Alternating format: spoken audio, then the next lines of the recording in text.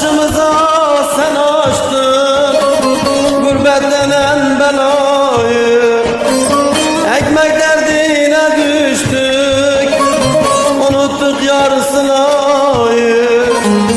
Buralardan gidelim, köyümüze dönelim, bırak katıksız olsun, yavan ekmek yiyelim. Ah buralardan gidelim, ay ay, köyümüze dönelim, bırak katıksız olsun, yavan ekmek yiyelim.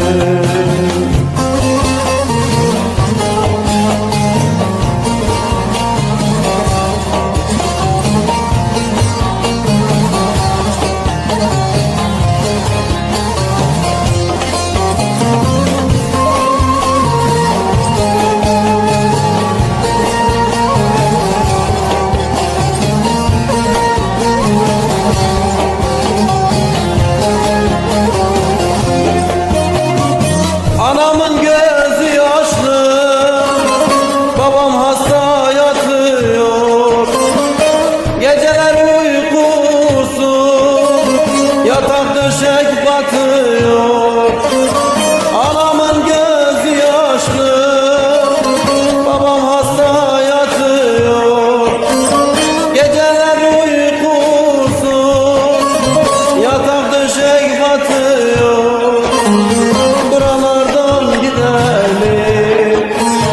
Köyümüze dönelim, bırak katıksız olsun, yavan ekmek yiyelim.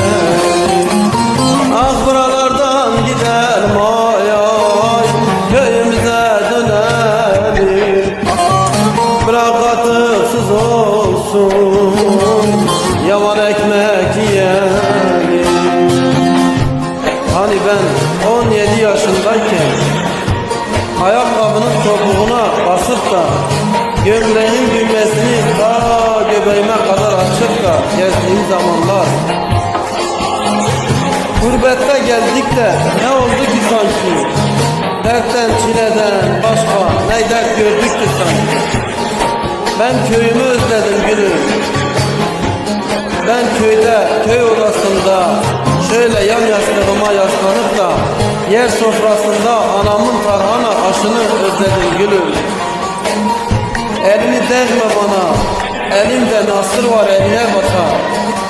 Ben de şehir değil, ben de parfüm değil, ben de köy değil, ben de toprak değil, ben de teze koklar gülüm.